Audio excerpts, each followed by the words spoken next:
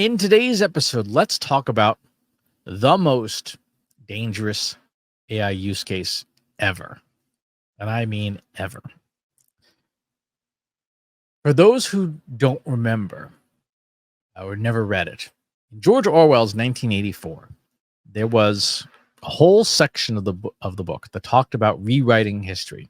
And the Ministry of Truth would routinely go back, take all the newspapers and articles and books and redact them and change them to whatever was the truth of the moment that the ruling regime wanted to promote. We've always been at war with East Asia. This is not a new problem, obviously. Orwell's 1984 was written well before 1984, but AI makes it worse. The most dangerous AI use case is rewriting memory. This is a study from MIT's Media Lab. Let's make this a little bit bigger here so we can see it on screen. In this study from MIT Media Lab, researchers tested to see whether digitally altered photos have an impact on memory. The process they followed was they showed test subjects a photo, distracted them with unrelated tasks, showed them a second photo that had been altered, distracted them again, and then had test subjects recall the first photo.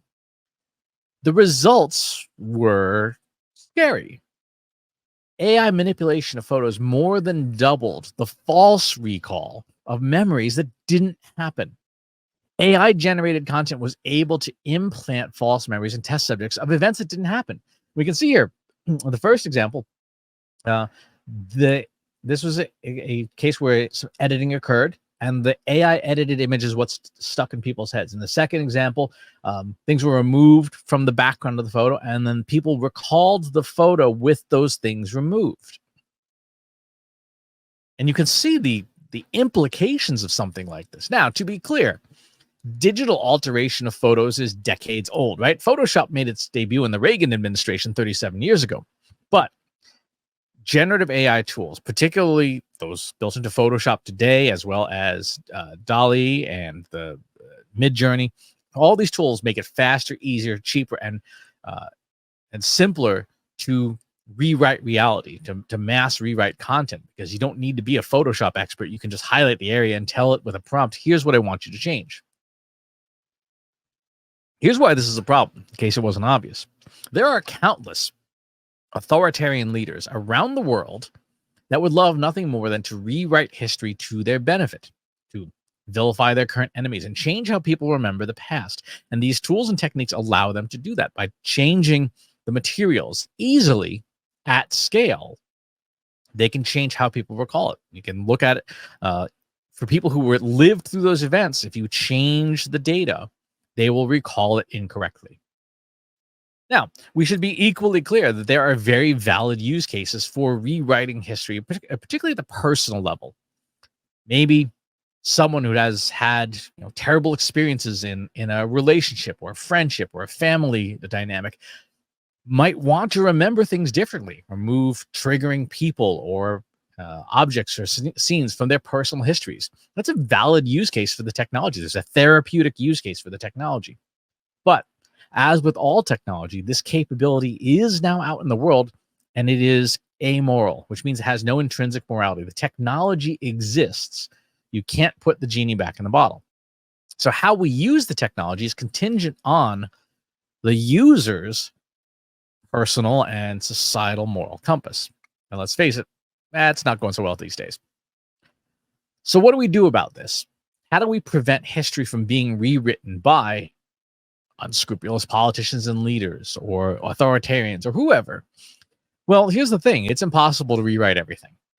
Whenever you're out and about and you see something even potentially marginally significant, get out your phone and take a moment to record 10 seconds of video or snap a photo and save it. Add it to the historical record as an active citizen, an active source of record, because even if you were to deploy AI agents everywhere,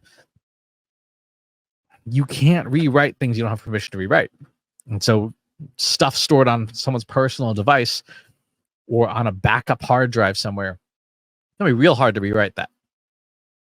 when we are using photo editing tools like Google Photos that can clean up a photo of distracting things that we might not want, one of the things that we have to be careful of as end users is to save the original separately. Save our changes as a copy so that we always have the original for a reference. So that if there's a photo of you and your favorite pet or your favorite person, and in the background there's some event of significance happening, Google Photos might clean up that to give you a more satisfying photo. But you want to save the original, because if it turns out that there's something important happening in the background, you can be a part of the historical record that correctly documents it. Reality, facts, and truth have never been more fragile than they are today. So we each have to do our part in reinforcing them as much as possible by using the tools we have and using them intelligently and using them frequently to record, to make history harder to edit for those who might want to tell things a certain way. That's going to do it for today's episode. Thanks for tuning in. Talk to you on the next one. If you enjoyed this video, please hit the like button. Subscribe to my channel if you haven't already. And if you want to know when new videos are available, hit the bell button to be notified as soon as new content is live.